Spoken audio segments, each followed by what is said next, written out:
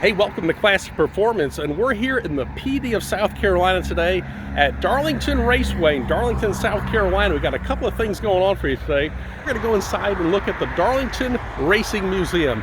So come on, join us. Let's go hit the high banks here at Darlington.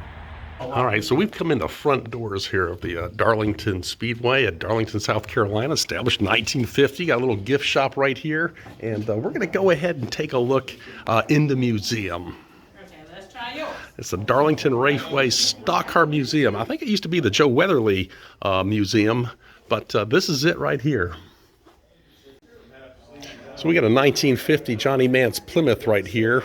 Of course, everything here is hand painted just like it was back in the day. And the cars that I remember is like this Cale Yarborough Oldsmobile. This is a Junior Johnson Oldsmobile, number 11, back from, of course, the Winston Cup days. You'll see the Winston Cup sticker right here.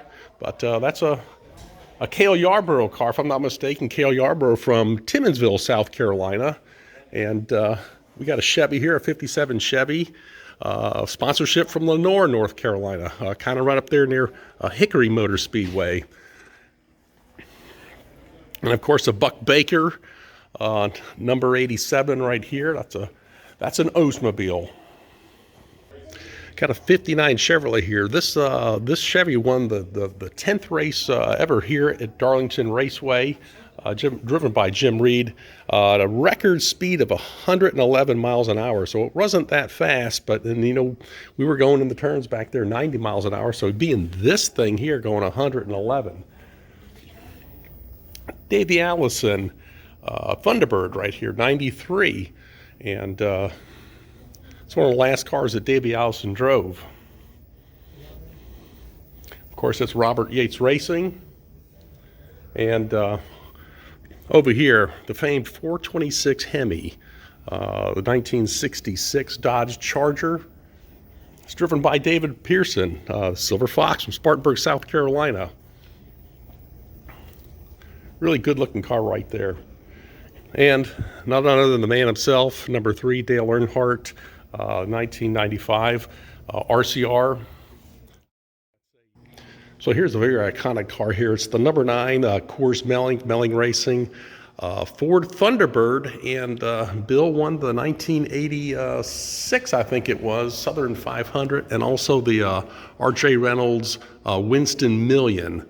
So this is what they call the $1 million bird back in the day in 1985.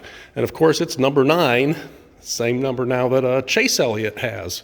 So the number 9 stayed in the Elliott family, and it's still on the track today. So if anybody's a Kid Rock fan, this is the Kid Rock Tony Stewart car from, what year was that? 2004, I think. You might remember the IROC series, and this is the last iteration of the IROC series cars. This is a Pontiac Firebird Trans Am. You can kind of see the dual snorkels here with the Pontiac front end on it. But this was a International Race of Champions IROC car driven by Tony Stewart. And of course, another 426 Hemi right here. This is a 1967 Richard Petty. He won his second Grand National Championship in this car right here. We take a look at it from the other side. Of course, the iconic Petty Blue. And one of the guys I always liked, I was never really a Ford guy, but Mark Martin right here in a very famous Winn-Dixie car in the Grand National Series. This is from 1997. And if you followed Mark Martin in the series, you would recognize this Winn-Dixie sponsorship. And of course, Toyota gets into racing, and here's one of our Camrys right here from 2012 that Denny Hamlin raced here at Darlington. And to kind of round things out, 2011 Chevy Impala, and Tony Stewart right here with this car. It's kind of a small place, but it's very historic, and really a lot of good things here in the Hall of, I don't say the Hall of Fame Racing Museum, it's just the Darlington Museum here at the track. And before we leave out of here, a couple of engines. We still have This is like the FE 427 Ford, another FE 427 Ford, and of course this right here is the Chrysler Hemi. Dead giveaways. You got the spark plug wires going on the top here of these hemispherical heads. So that's the Hemi Orange Hemi. And lastly, before we close it out here, I would like to give you a little bit of a history of Darlington Raceway. It's one of NASCAR's oldest and most challenging tracks. The conception of it was from Darlington native Harold Brasington, who conceived the idea for the track after seeing the 1933 Indianapolis 500, and he believed that stock car racing was on the rise and that he could attract a race by building a track in Darlington. So construction began in 1949, and it was completed in 1950, and the track was built on 70 acres of farmland, costing around $250,000 back in 1950. The first NASCAR race at Darlington Raceway was the 1950 Southern 500, which of course was won by Johnny Mance, and the race was 50 miles long, and you won't believe this, the 50-mile-long race lasted 6 hours and 38 minutes. The track design is very unusual, as you know. It's an egg-shaped track, and this is the result of a neighboring landowner's request to alter the track's western end to preserve his minnow pond, so they did that, and that resulted in turns 3 and 4 being tighter and turning away from the pond.